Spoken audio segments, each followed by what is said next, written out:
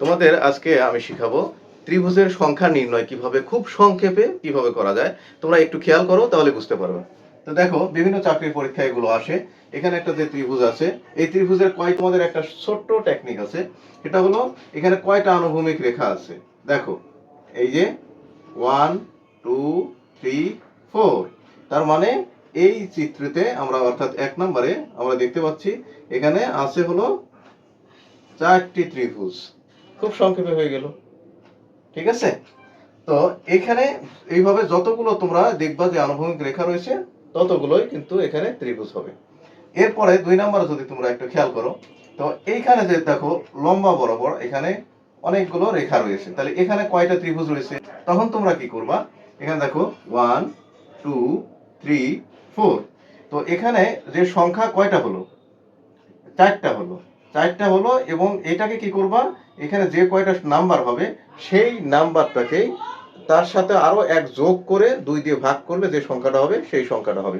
অর্থাৎ এখানে কত হচ্ছে 4, তার মানে এখানে 4 গুণন 4 এর পরে কত হয় 5 ভাগ 2, তার মানে কয়টা হলো দেখো, 2 2 4, তার মানে কত 10টি ত্রিভুজের সংখ্যা 10টি।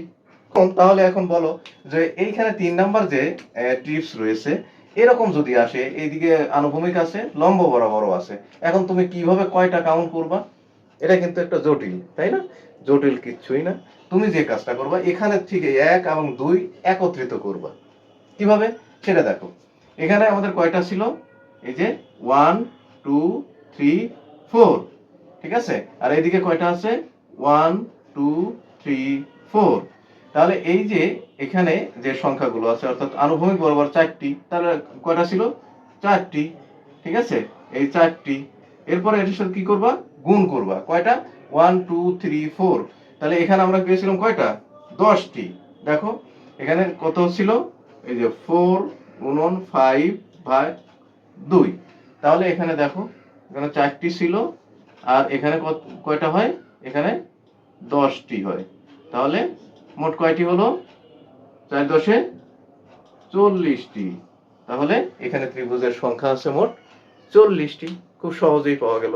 অর্থাৎ আনুভূমিক বরাবর তুমি কয়টা পেলা আর এখানে তোমার লম্ব বরাবর কয়টা পেলা, সেটাই কিন্তু তুমি এখানে দুইটা কি করবে, মাল্টিপ্লাই করবা।